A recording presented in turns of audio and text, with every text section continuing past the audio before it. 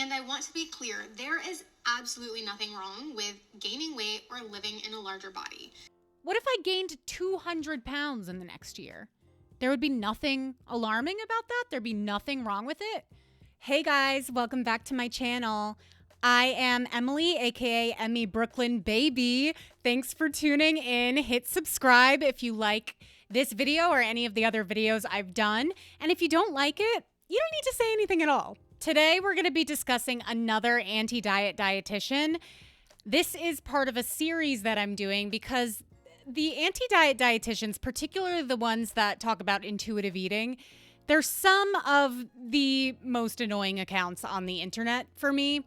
And I think that while a lot of them are well-intentioned, I don't think they're promoting an overall good message. I think that they are taking intuitive eating, which is a framework that's really effective for people recovering from restrictive EDs, and kind of using it as a blanket program for anybody. And I do not think intuitive eating is appropriate for overweight and obese people. If you listen to any of my old podcasts, I'm sure I've said it hundreds of times that intuitive eating is for everybody. Everybody can benefit from it. But I have since gotten an education, and I've learned that a lot of people, they're not in touch with their hunger and fullness cues. And it is going to take a lot more for them to get back in touch with it than to just pick up intuitive eating or to follow those principles. Now, I think that a few years ago, intuitive eating was really trendy, and I think a lot of dietitians kind of hopped on this trend, and now we're seeing them struggle to stay afloat or to stay consistent with that messaging. So I'm going to spotlight another dietitian. I interviewed her when I was hosting a podcast for Betches, which was originally called Diet Starts Tomorrow, but was then rebranded to Good Bodies. Her name is Bonnie Roney, and her Instagram name is Diet Culture Rebel. That's also her name on TikTok. And she has been growing a following for sure. She's not quite as big as No Food Rules, which is Colleen Christensen. That's the dietitian that we talked about in my other video. But as you can see, she's got 316,000 followers. So not a tiny account. Girl's doing pretty well for herself. So the topic of this episode was sugar, and if we have proof as to whether it is physically addictive, mentally addictive, what have you, and just kind of general myth busting about sugar. That was the idea at the time. So here we go. Opinion, do you think that it's addictive? I don't in my professional experience. There's a big argument for it being addictive, and there's so many issues with this. Number one, a lot of people push this argument comparing it to substance use, so alcohol or drugs, and food is really Cocaine different. is one I've heard. Cocaine, yeah, all of these things. So we need food to survive. We can't just eliminate food. All of the studies that we have to date on rats, they show that when restricted of food, yes, they show these addictive-like behaviors to sugar. When not restricted of food, they do not show these addictive-like behaviors. There have been some brain imaging studies done that kind of push the argument, okay, are people addicted to sugar? And the argument here is, well, sugar lights up the same pathways in the brain that drugs do. But other things that are completely harmless do this too. So being in love, moms looking at photos of their smiling babies, you don't hear the argument of people saying that these things are addicting. Long story short, all of that to say, no, I don't think that sugar is addicting. First of all, she has gorgeous eyes, as you can see. She's got these big, really hypnotic blue eyes. And even doing research for this video, I was like, I can't look away from her. She's so cute. In this conversation, we're talking about if sugar is addictive. Bonnie very astutely pointed out that all the legitimate studies that have been done on rats. So, take that with a grain of salt. But it basically, the science shows that if rats are restricted of food, then if you give them sugar, they will consume it all at once and they'll just want more and more and more of it. So this theory has been applied to humans. Like if you restrict your food, then you're going to feel addicted to sugar. But if you just allow yourself to have it consistently, then you won't feel addicted. The other thing that she said, and this is something that I want to directly comment on, is that brain imaging scans have shown that when people consume sugar, it lights up the same part of the brain that lights up when you're looking at photos of your kids or when you're petting dogs. And basically what that part of the brain is, it's the dopamine response, right? I am not a scientist, so please don't take my words as gospel, but I do know that what she's referring to is a dopamine response, right? And to me, I used to kind of echo the same sentiment, like, well, it's just a dopamine response. Like it's the same thing that lights up when you're watching a TV show that you like. So how can that be addictive? But here's the thing. Watching a TV show that you like, as well as all of the other things that she listed, all of that stuff can be addictive. My idea used to be really rigid of what was addictive. Like I thought you had to have a physical dependence on something in order for that to be a true addiction. So then when people said I'm addicted to sugar or I'm addicted to food, I would say you're not addicted to it, because if you were addicted to sugar, you'd be eating straight sugar out of the bag. I was so insufferable back then. I just look back on like some of the stuff that I said and I cringe. Here's the thing. Addiction is dependence plus harmful effects, right? You can be addicted to anything. I could be addicted to donating to charity. I could be addicted to fostering animals. I could be addicted to doing things that are objectively positive or helpful for other people. The only time that we would call it an addiction in like a problematic way, because that word carries a lot of weight, addiction carries a lot of weight, is if it had harmful effects on you, right? So I would say, I can love sugar, and I do love sugar. I do. But I wouldn't say I'm addicted because it's not taking over my life. I don't feel any kind of dependence on sugar that like I need to have it. It's distracting me from getting things done, or it's I'm so addicted to it that I am gaining weight and I can't control myself around those foods. That's what people mean when they say they're addicted to sugar. When I think of sugar addiction, I think of you open up a bag of Halloween candy and you cannot stop. I think that this is an overly simplistic way that anti-diet dietitians will kind of devalue or debunk sugar addiction by saying, well, you're only addicted to it because you're restricting it. But that's just to introduce you to how I learned about Bonnie. I think I actually discovered her on Instagram and then reached out and asked her to come on the podcast. So let's learn more about Bonnie. So this is Bonnie. Once again, she puts out a lot of content, and she refers to herself as an anti-diet dietitian. Her headline says, "Make peace with food, pursue health without diets." She also hosts this podcast, and she is a practicing dietitian. Let's see this post. So this is something that I wanted to touch on. She posted this not too long ago, how my relationship with food has changed for the better over the last 10 years. So what I wanted to talk about with you guys, and I may have touched on this in the last video, is a lot of dietitians, particularly the ones in the non-diet or anti-diet sphere, are people who have struggled with the reductive E to the D's before. That's just something that I've observed from having mingled and met a lot of them over the years and interviewed some of them and becoming really familiar with their content. Many of them come from a reductive past, if you know what I mean. I have never personally interviewed a non-diet dietitian who had BED or who claimed to have BED. Most of them, I would say, were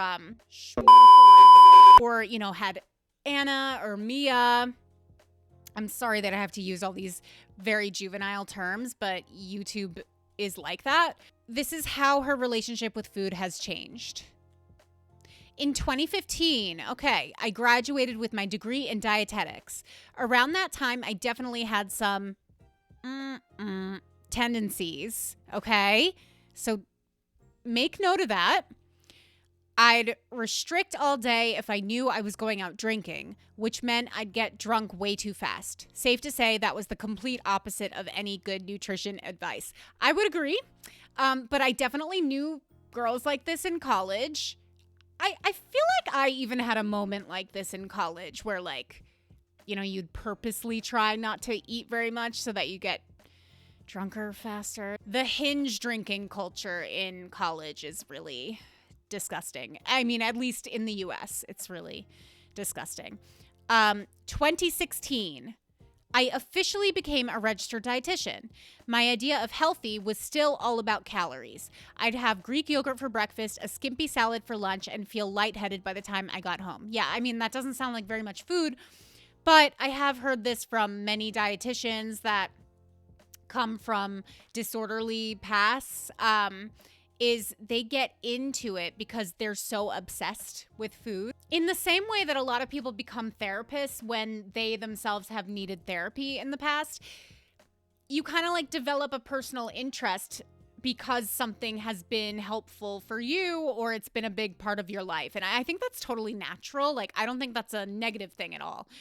Not necessarily, but you can tell that she was a very stereotypical dietitian back then. Super duper healthy and a little bit restrictive and probably focused on weight loss. 2017, I got married. Leading up to the big day, I decided to eat vegan just to lose weight. Okay, so she comes from a heavy diet culture past, as you can see. I genuinely enjoy vegan food, but the intention behind it wasn't great. And making separate meals for me and my husband, then fiance, was such a pain. He wanted no part of my pre-wedding vegan phase. Well, this might be for another video, but the whole shedding for the wedding thing is always something that has kind of peeved me. Not necessarily that women want to get in good shape for their wedding, but that the husbands are not expected to do that at all. 2018, I started my Instagram. I think my handle was Work Week Nutrition. Food was fine-ish, but I couldn't keep things like candy at home. If I had any, I'd think about it 24/7 until it was gone. Okay, so she's still struggling with her personal relationship with food, but she's actively creating content and working as a dietitian. 2019, I changed my handle to Low Carb Nutritionist. Okay, so even as recently as 2019, she's still, you know, steeped in diet culture as a dietitian. I thought intuitive eating was BS, but I kept seeing RDs talk about it online. So I read the book. In case you didn't know, intuitive eating, it came from a book written by Evelyn Tribole and Elise Resch called Intuitive Eating. I kept seeing RDs talk about it, so I read the book. It spoke to my soul and helped me make sense of my lifelong food struggle. After a big cry it out session with my husband, I decided to completely change how I practice nutrition. Okay, so she read the book. She found it to be really helpful for her, coming from a reductive past, and she started incorporating it into her practice. 2020, so 5 years ago, my new approach started taking off online, probably because I believed in it and cared so deeply because of my own history. Diet Culture Rebel came to be. Social media became my online diary. Through additional training in intuitive eating and related education, I not only healed my relationship with food, I built a business helping others do the same. Okay, so that is the basic. She has some more things like getting pregnant, pregnancy changing her body image. Yeah. So, and then she has a 2025 update And it says, looking back, I barely recognize the version of me from 10 years ago. And I'm so proud of how far I've come. So I believe her. I think that this is something that genuinely helped her.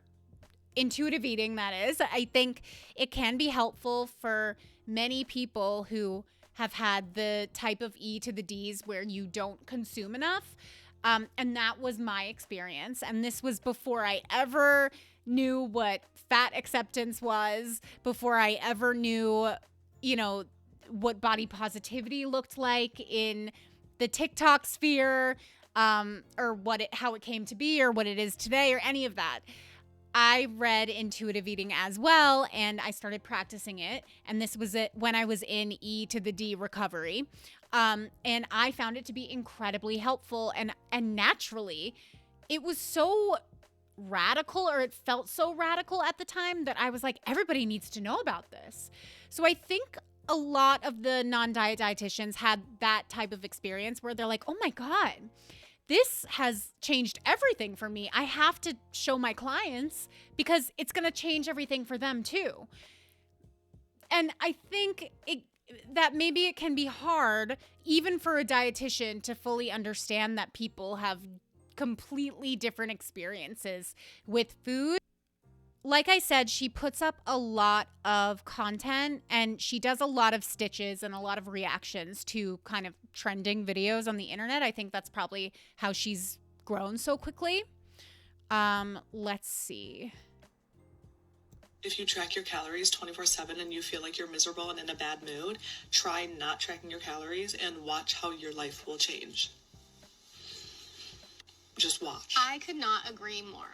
Hello, I'm Bonnie. I'm a registered dietitian and a certified intuitive eating counselor. And just as this lovely woman mentioned, moving away from tracking calories, macros, or using apps to monitor your eating can be a game changer when it comes to building a more positive relationship with food, and research backs this up. For example, one study found that people who used diet monitoring apps, so tracking calories, macros, or other diet metrics, had a higher risk of disordered eating, body dissatisfaction, and even compulsive exercise compared to non-users or those who only used fitness-related apps. Another study found associations between the use of calorie and fitness trackers and ED symptomatology. These findings suggest that tracking apps can negatively impact our relationship with food, which sadly is not a surprise to me. Now, I know your next question might be, that's great, Bonnie, but if I'm using these apps or counting calories, how do I even begin to stop? And while some people can quit cold turkey, and I think that's great, not everyone can, and that's okay too. I would say most people on the planet do not track their calories, do not track their macros. Most people are completely unaware of what is in the food that they consume on a daily basis. And I don't think that's controversial to say. I would say for the majority of people, it would actually be beneficial to be more aware of what is in your food. I remember going to Mexico City a couple years ago, and at the gas station, I kept going back to the gas station to get more snacks. It's like my favorite thing to do is go into a bodega or a 7-Eleven or a gas station in a foreign country and see what kind of snacks they have, because they're always different. And I noticed immediately that on the front of the packaging of most of their snacks, there would be text on the front, block lettering that said, this has a lot of calories in Spanish. But it's because there is a huge illiteracy problem in Mexico, and people can't read the label. Or if they can read the label, they're not able to understand the label. So they started printing on the front. Oh, and by the way, Mexico has a pretty big obesity problem. So they started printing on the front of the package, this has a lot of calories, so that people would know. This content that's telling people, okay, stop tracking your calories. If you track your calories, then you could be at risk of developing an E to the D. It's very niche. I think, that is advice that can be helpful for people who have struggled with reduction before. people who are so obsessed with tracking that they literally need to track their salt and pepper and, you know, like the seasonings of their food and the calories in their liquid IV and like down to every tiny little morsel, and it takes over their life and it's not beneficial to them. Those are the people that could benefit from that advice. Like, try not tracking for a week and see how you feel. But when you market this as a program for everybody or something that could benefit the entire world, and you're giving kind of blanket advice like, yeah, you know, tracking can be really addictive. You got to be careful when you're tracking. I don't feel like that's beneficial to most of the population. I feel like most people could actually really benefit from, if not tracking, just being more aware of what they're putting in their body. So moving away from obsessive tracking might look like starting with eyeballing one food instead of measuring it, or not logging one snack into your app for the day. Of course, one video can't fully encompass your own individual experience and steps that would be most helpful for you individually to help you stop tracking and eat. So this struck me so much because this is opposite advice that I would give somebody who's trying to lose weight. Once again, if you are somebody who is trying to move away from dieting, if you are a healthy body weight already and you find that you are somebody who's very anxious around food or you still struggle with it, then yeah, taking a little hiatus from tracking or saying, I'm going to have this snack and I'm not going to weigh it or I'm not going to log it, that can be great, right? But not if you're trying to lose weight. But as we will see, you know, this particular dietitian is very anti-weight loss. So everything is going to be through that lens, but it's not, in my opinion, it's not blanket advice to like, oh, just try, you know, having a handful of nuts and not tracking them. You know, I can do that because I'm not trying to lose weight. In fact, I'm trying to gain weight. So I actually realized recently I should probably be tracking to make sure I'm eating enough, which is another reason why some people want to track. It's not like this evil thing, but it can be obsessive for a small portion of the population. It just shouldn't be blanket advice. More intuitively, working one-on-one with a Diet Culture Rebel registered dietitian can help you do this in a way that is truly unique to your needs and your lived experience with food and dieting. Beginning to let go of counting or tracking can feel like a lot, but if this video pulled you in, chances are you are already thinking about letting it go, and I can promise you it is well worth it in the long run. If you track your calories. Yeah, I mean, I do, once again, there are definitely some people who are obsessed with tracking and maybe it would help them start to feel less anxious around food. But if you're on a plan, like I think that oftentimes having certain goals related to fitness and nutrition gets demonized. And I mean demonized, not demonetized. It's an Amberlynn Reid reference. But you know, I think it can be a really health promoting thing to track your food. You know, like for example, if you are like me, if you're on a bulk and you're trying to build muscle, I have to eat between 2,300 and 2,500 calories a day. And tracking it actually frees up the mental space that I don't have to wonder at the end of the day, did I eat enough? Do I need a couple hundred more calories? And it works the same if you're trying to lose weight. It actually frees up a lot of mental space for people to be able to just set it and forget it and be like, I know that I hit my macros today and I know exactly, you know, I know exactly what I can have for a dessert that's going to fit into the macros that I have because I've tracked it all.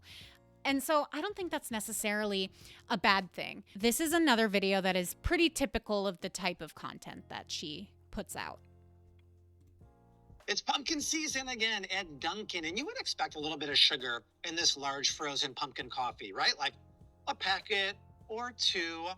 No, there's 41 packets worth. If you are tired for being shamed about what you eat or drink, let's talk about another way to approach your favorite fun and festive fall drinks. Those types of videos that show you how much sugar is in those Dunkin' drinks or Starbucks drinks, like the Frappuccinos and the cold foams and the lattes and the whatever. Those aren't meant to shame people. I've never seen one of those videos and thought like, "Ugh, this guy's shaming me for my drink that I love." I think it's really just supposed to educate people. And this is part of the problem that I have with a lot of the content that Anti-Diet Dietitians put out, is I feel like they're almost like against education around nutrition.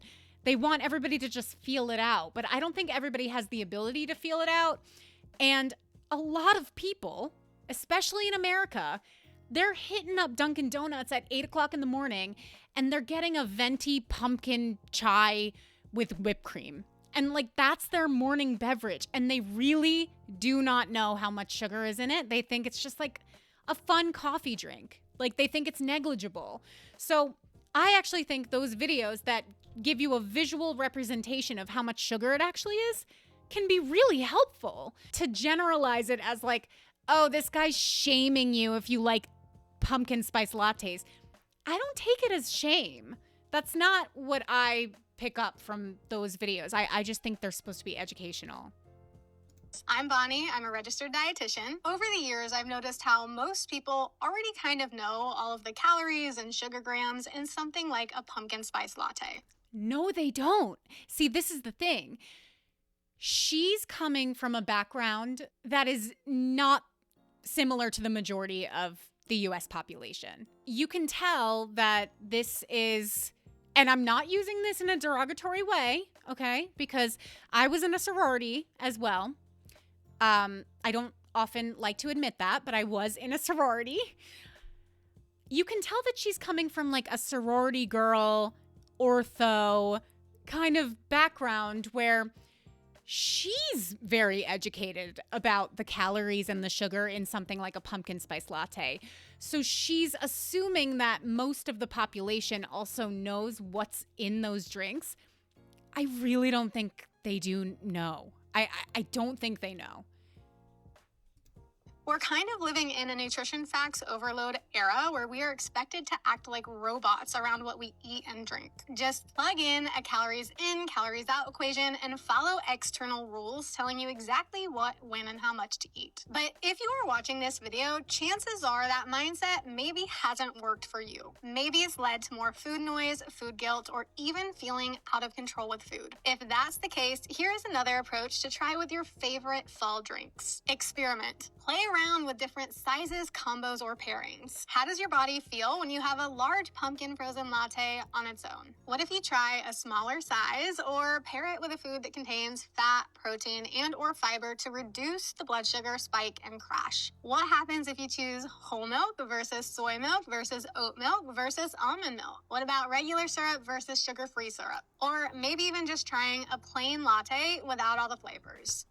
So to recap, Bonnie's advice is if you're nervous about the amount of sugar and calories in that drink, then you should not just get that drink once, but get multiple variations of that drink. So don't just get it once.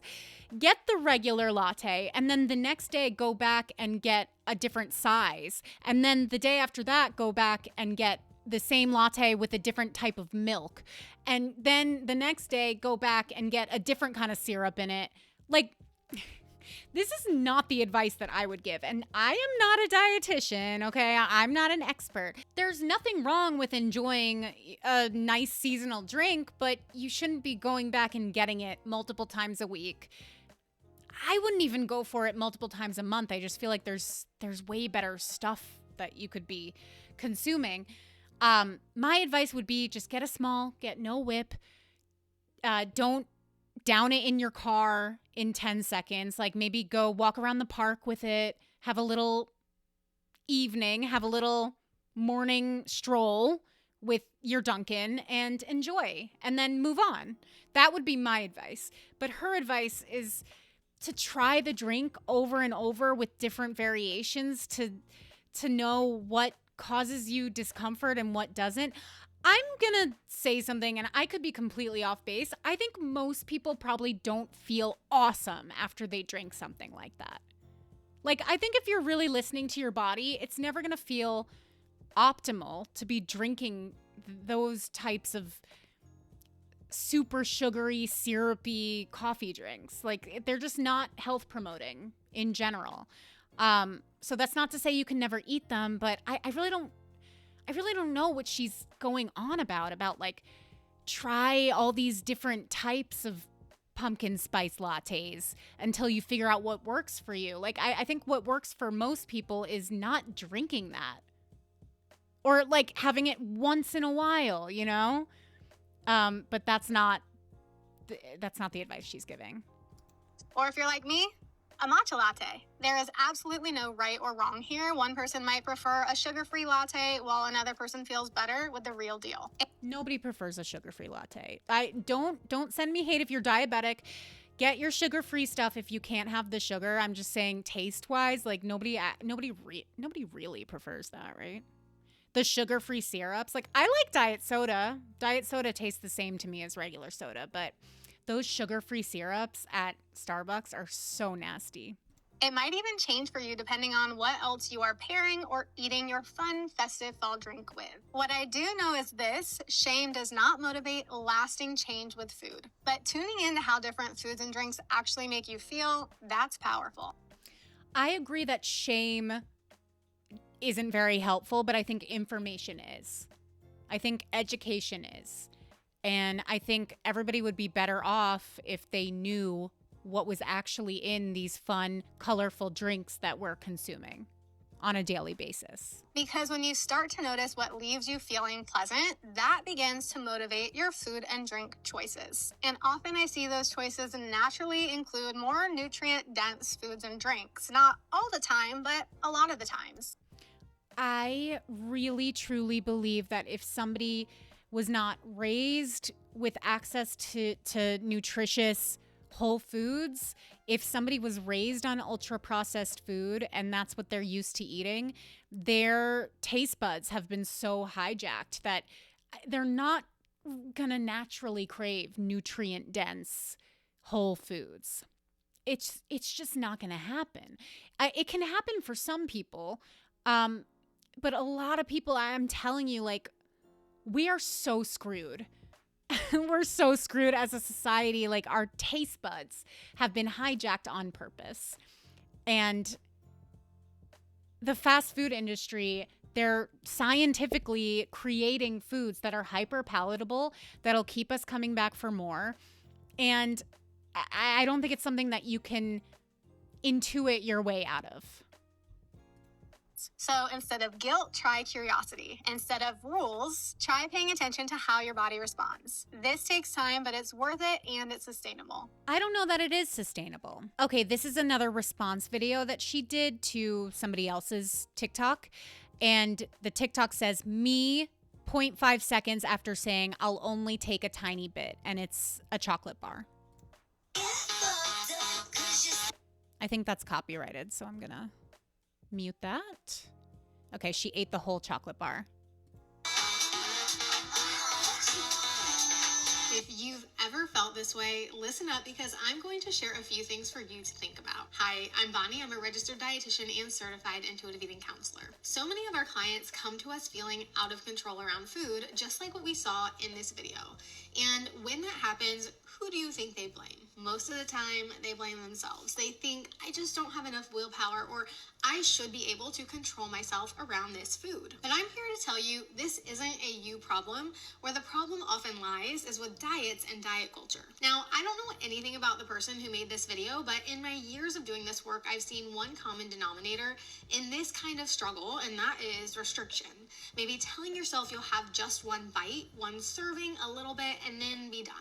But that promise is often followed by feeling more out of control or increasing food noise later. When you deprive yourself physically or mentally, you might find yourself having more urgency around food. This is a normal, expected response, not a lack of willpower, discipline, or something that's wrong with you. And you might be thinking, well, Bonnie, I don't care. Dieting is important to me because I want to lose weight.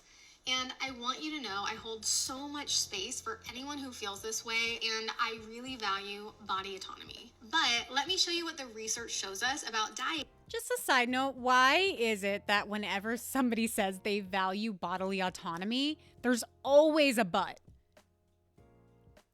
You're going to start noticing this after this video. Like there's always the sentence never ends there.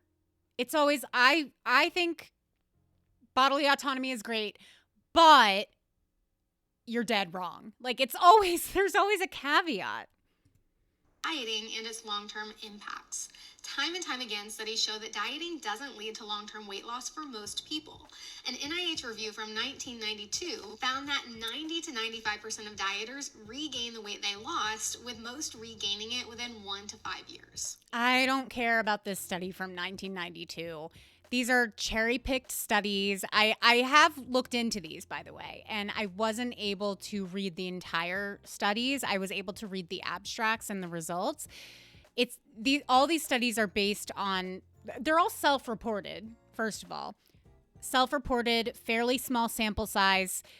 None of them are very recent, and there's no indication of how they found these people and if they had histories of E to the D's. So I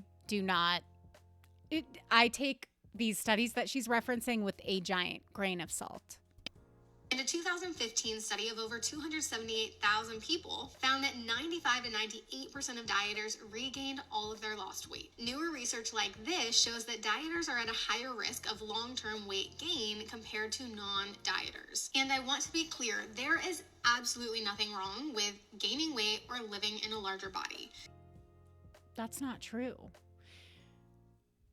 And this is an issue that I have, is that there's a complete lack of nuance with these non-diet dietitians, like saying there's nothing wrong with gaining weight. There's nothing wrong with living in a bigger body. What are you talking about when you say that? Do you mean like with being slightly overweight, like being like 20 pounds overweight?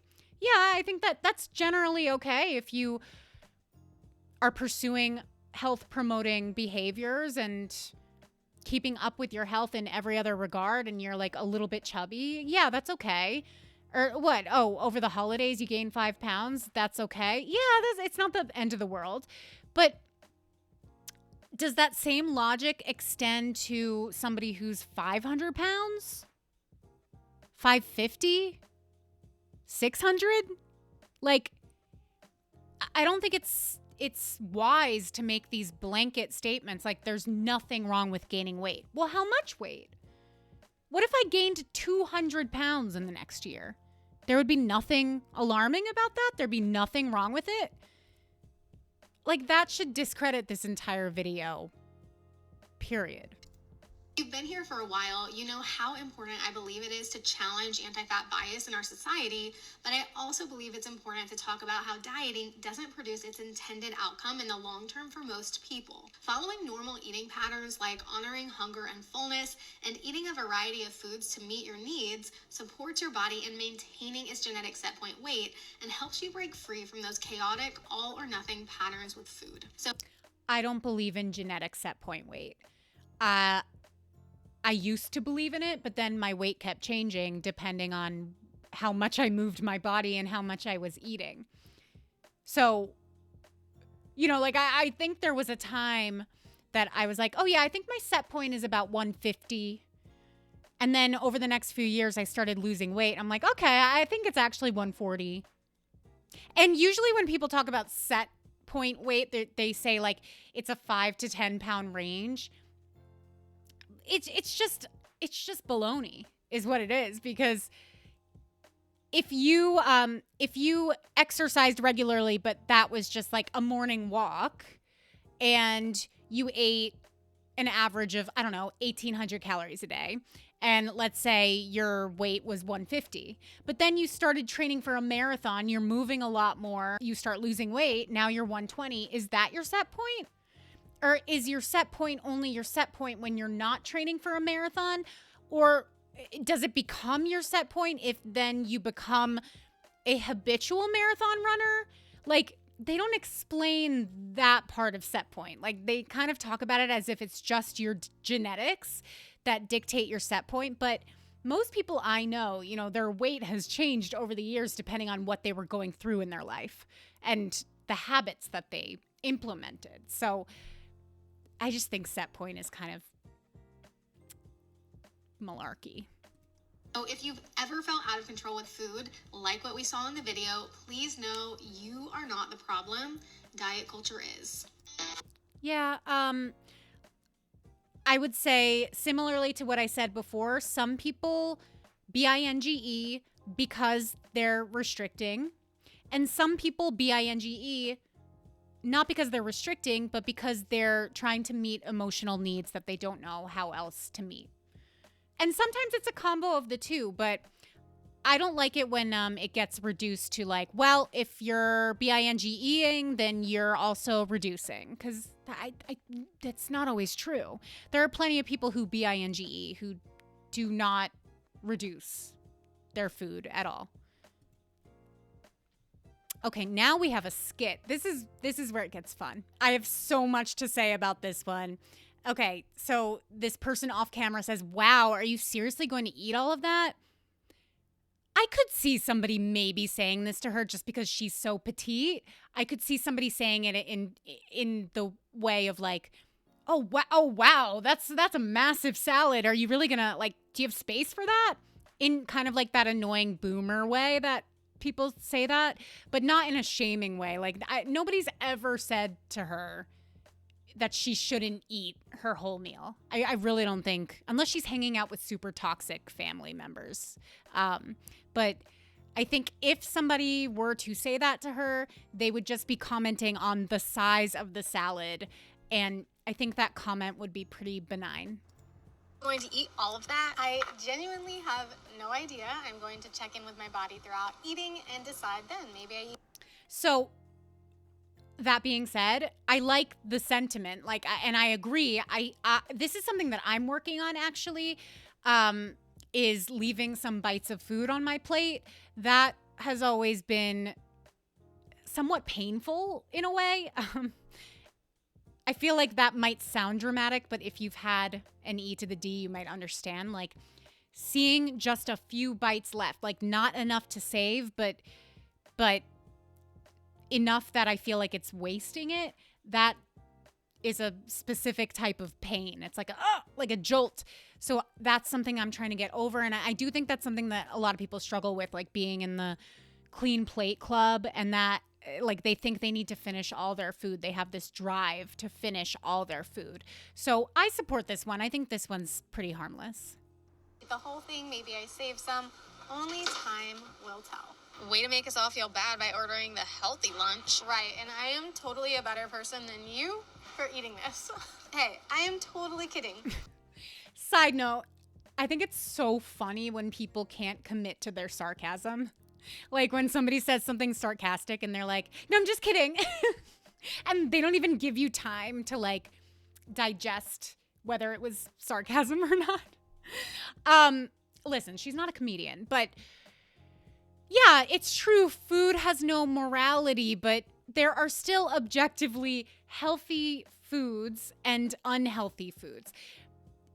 Speaking of the podcast, actually, I remember one particular conversation that I had. I can't remember if I had it with a guest or with my co-host at the time, but it really frustrated me because we were talking about salads, and we were just talking about how, like, you can enjoy a salad. It doesn't need to be for health reasons. It was just like a silly conversation.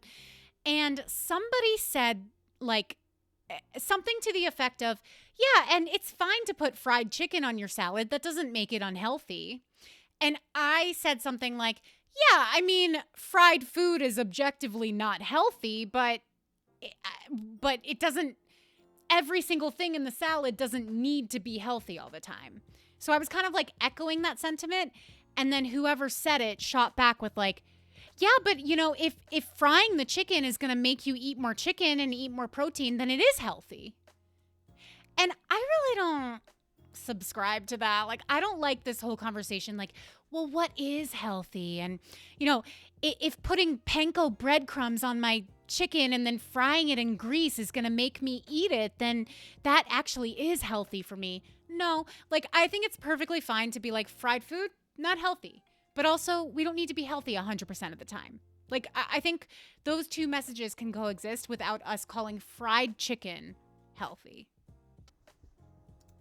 Food has no morality, and you deserve to enjoy your food without guilt or comparing. Now you're gonna ruin everything with that donut.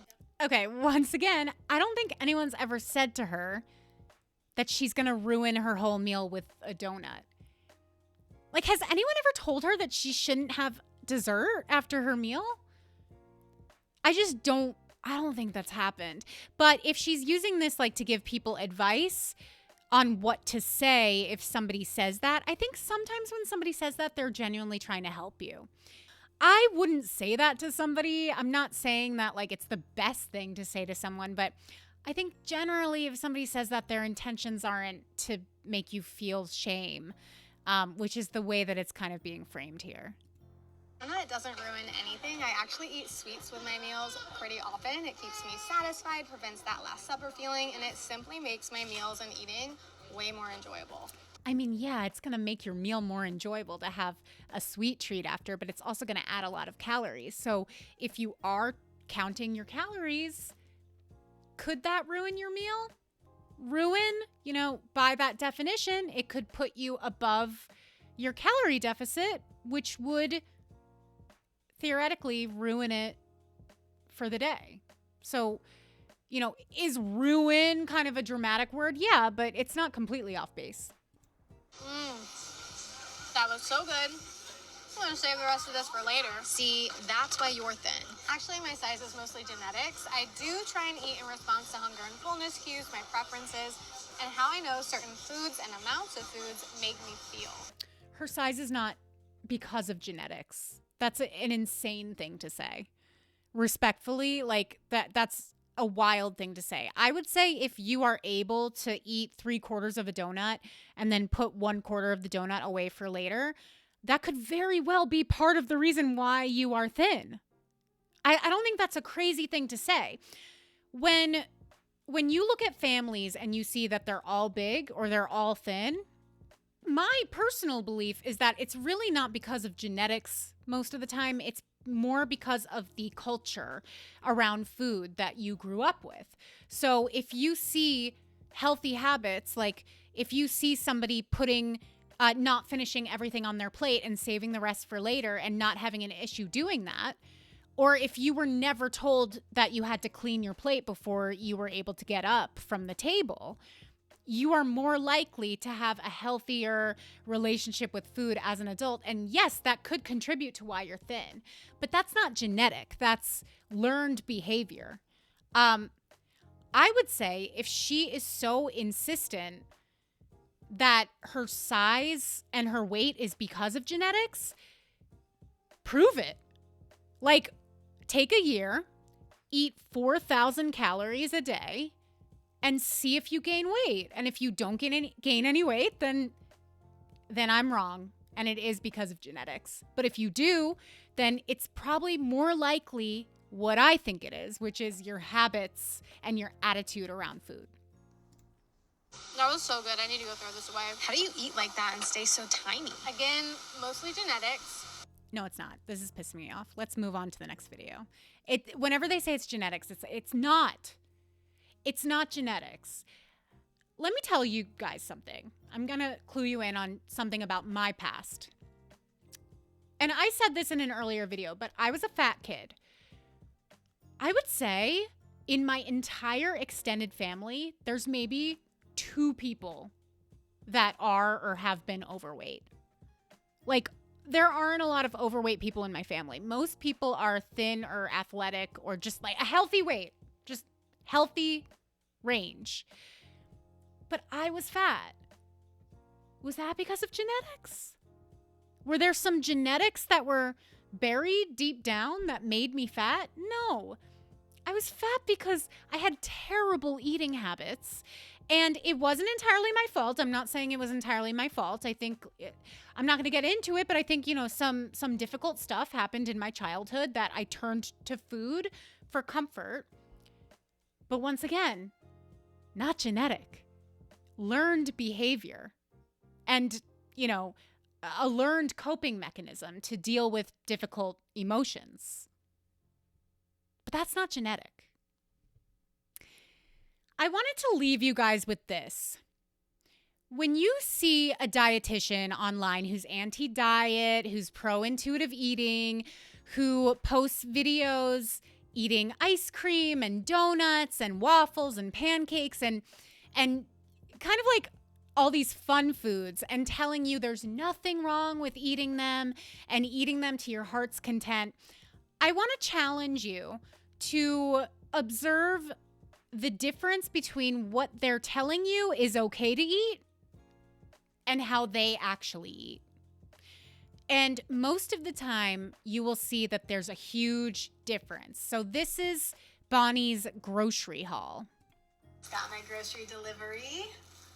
I'm Bonnie, I'm a registered dietitian, and let's do a grocery haul in absolutely no particular order. So starting off strong, it looks like a lot of eggs. I thought I ordered 24 eggs. We got 24 eggs plus 18, so a lot of eggs. Ground turkey, I'm going to make turkey meatballs with rice and roasted broccoli for dinner this week. Gouda cheese, I send this to daycare with my kids so that they can get some kind of protein in. Times Lifesavers, my 2.5-year-old actually really likes these. And what's nice is you also get like a bit of a fiber boost in these packs. Avocado oil, this is one thing that I did not mean to order. I'll use it, but I don't really need it right now. Tons of sweet potatoes. I peel these, it's like a texture thing where I'm really not into the skin. And then I cut them up, toss them in avocado oil, salt, pepper, roast them. They are amazing this way. I send these to daycare with my kids.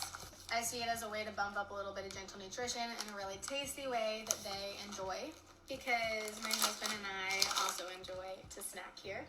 I put almond butter in just about anything. For my husband, I'm not a really big coffee drinker at this time. I'll drink it, I don't know, like once a week or so, but that's really it. These veggie burgers are actually amazing. I grew up vegetarian, so I have a lot of plant-based things, and when my parents come over for dinner, because they're vegetarian, it makes for a really easy dinner. I'm just pausing it to say it's really interesting that she grew up vegetarian. I always find that very interesting, like when somebody's parents are such diehard vegetarians that they raise their kids vegetarian. That's like, I mean, it could be for humane reasons, but that kind of makes my antenna go up, because I'm like, okay, well, you came from somewhat of a health conscious household then. And also notice the stuff that she buys her kids. It's all very nutritionally dense foods and health halo foods. I mean, even the sweet potatoes, and by the way, everything she got in this grocery order looks great. Like, there's nothing wrong with it. But just notice that it's not a lot of sugary foods. It's not like she's not busting out Loft House cookies. She's not busting out Hungry Man frozen dinners or, a lot of really disgusting foods. There's a lot of whole foods, chickpea, crisps, eggs, sweet potatoes. Like, nothing was really too bad except for the Ruffles. But I mean, one bag of Ruffles in a sea of health halo foods. My kids are little whole milk fiends, so for them.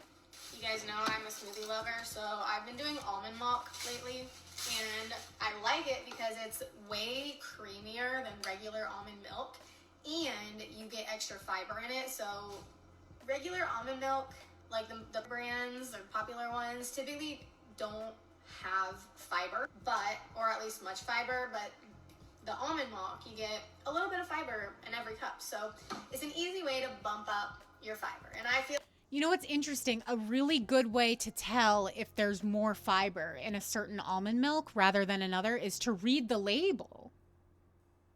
Like, how do you think she knows that there's more fiber? It's because she reads labels. So, like, this advice that, just don't read labels because you're going to get obsessed with it. It's like, but don't you read labels, Bonnie? Like that.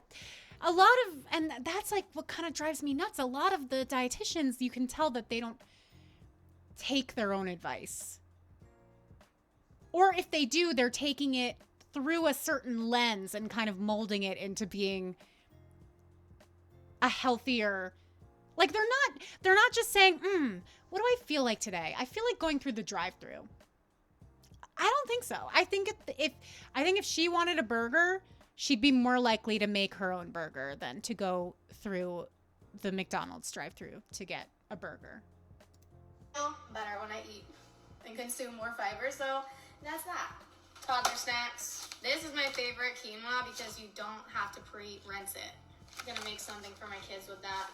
You know, ketchup lover here. Side note, I got the Whole Foods organic ketchup recently, and I really don't like to badmouth foods, but that does not taste like ketchup, okay? I don't know what it was. It was that ketchup. Chips, more kid snacks. Naturally, my kids like the most expensive snacks. These were on sale this week, like three so, if you know. My youngest, he's almost a year and a half. So I believe that chocolate is like a stevia chocolate, like no sugar added. He is not a protein guy, but he loves himself some tofu. It's the funniest thing. Green onions, they're gonna go in my burger or my meatballs to make kid snacks. I'm not one to chop up broccoli, so you get this. Toss it in oil, salt, pepper, roast it. Kid snacks. Greens. Avocados. I eat a lot of avocados. Let me tell you what. There is something about the Kroger lemons. Whoa. Do you see how big these are? It's insane. Those are monster lemons. That really blew my hair back.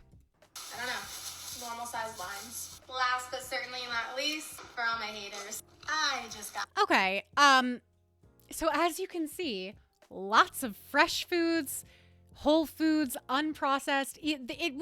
There was some processed food mixed in there, but particularly I noticed the stuff that she buys her kids. Like, she's setting up a foundation for them to be really healthy eaters. And the majority of the American population is not raised like that. But also, like I said before, you always gotta pay close attention to what these dietitians actually purchase for their own household, what they actually consume versus what they tell you is okay to consume. Because it's one thing to say that idealistically, like, you should be able to eat whatever you want. But these are people who were exposed to healthy foods, likely exposed to healthy foods, have an understanding of nutrition, having become a dietitian. It's not easy to become a dietitian, and come from histories of being really obsessive about food. So they know way more about food than most of us do. So I think their intuition looks very different than the average person's intuition. And on that note, I've actually been following Bonnie for a long time, and I wanted to show you guys a few of her story posts. It says, tonight, I just screenshotted this, by the way. It says, tonight was one of those bedtimes that really tested me as a parent. Little comfort granola in peace and quiet post bedtime. Remember, there's nothing wrong with food being comforting. So the message is comfort eating is okay. This is something that I've heard a lot of dietitians say who practice intuitive eating with their clients. They'll say, there's nothing wrong with comfort eating. It's a totally natural thing to do. I agree to a certain extent, but I had to screenshot this when I saw this because I don't know if you guys can see the brand here, but this is Purely Elizabeth granola. This is some of the healthiest granola on the market. I love this granola. It actually tastes so good. But I can tell by this packaging, they have a regular kind and then they have a grain-free kind. I can tell this is grain-free. So literally what she is eating right now is a collection of nuts, seeds, maybe like a dried banana chip. I think that's mainly it. I mean, there might be like some coconut sugar. There's sweetener in it too. But this is a half open bag of granola, a half empty bag that I couldn't save the video, but in the video, she's like, she takes a handful of granola and then just eats it straight out of the bag. I'm not saying that granola isn't caloric or that you can eat it unrestricted and not gain weight, or like, I'm not saying that at all. I totally think granola can be a trigger food for some people, but I found it so interesting that this is the food that she goes to when she needs some comfort via food. Like, she'll just take a little handful of granola out of the bag and eat it. Whereas I could imagine if she told one of her clients who was obese and addicted to ultra processed food, if she said there's nothing wrong with comfort eating, you know, if you had a hard day, then you can use food as comfort. There's really nothing wrong with it. I could see one of her clients going through the drive-thru and thinking, well, dietitian Bonnie said that it was okay for me to comfort myself with food. So I'm going to go to In-N-Out and get an animal style burger and fries. Like, that's kind of what I mean when I say pay close attention to what these people are actually consuming on a daily basis versus the message that they're telling you. Because for her, comfort eating looks very different than it looks like for somebody who is BINGER, who's going through the drive-thru every day. It's completely different. And that's why I had to screenshot this. I also screenshotted this. This is a story of her grocery run. And as you can see, it's mostly whole foods. There are some processed meats and there's cookie dough here. I did make a note that it's gluten-free cookie dough. I don't know if somebody might be gluten-free in her house. But look, rolled oats, lots of berries, a salad kit, white meat chicken nuggets, chicken sausage, the almond milk she loves, a big thing of water, bananas, eggs. Like, this is the type of food that she's buying on a daily basis. She's not buying the prepackaged donuts or the muffins or what have you. She's not getting scones for her kids to eat for breakfast. She's getting mainly whole, unprocessed, healthy foods. Yeah, this is one of the recipes that she shared recently, and it's overnight oats.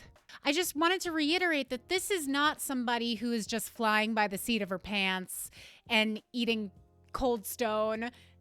Even though she does, quite often in her videos, I have noticed she'll be eating Cold Stone. I think there must be a Cold Stone near her house.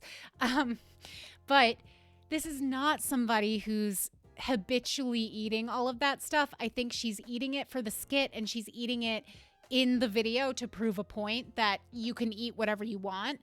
But typically, the stuff that she is eating is made up of whole, unprocessed, health-promoting foods and health halo foods.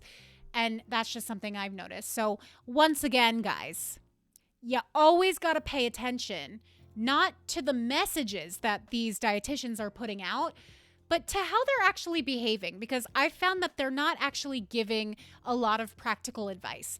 They are giving practical advice for people who are healing from E to the D's, the reductive kind, but they're not giving good advice for people who want to get down to a healthy body weight, for people who are obese, for people who feel addicted to food. I would not take their advice if I was trying to lose a significant amount of weight. I simply would not. Guys, thank you so much for tuning in. That's the second dietitian in the Anti-Diet Dietitian series. And I would love to know if there are specific people that you want me to cover. Leave a comment down below. Let me know what you think of this dietitian, or if there's another one that you really want me to cover or to snark on. I would love to know. And if you want to show support, but you don't really want to leave a comment, just leave a salad emoji, because Bonnie likes her big salads. And that's it, guys. I'll see you in the next video. Peace out.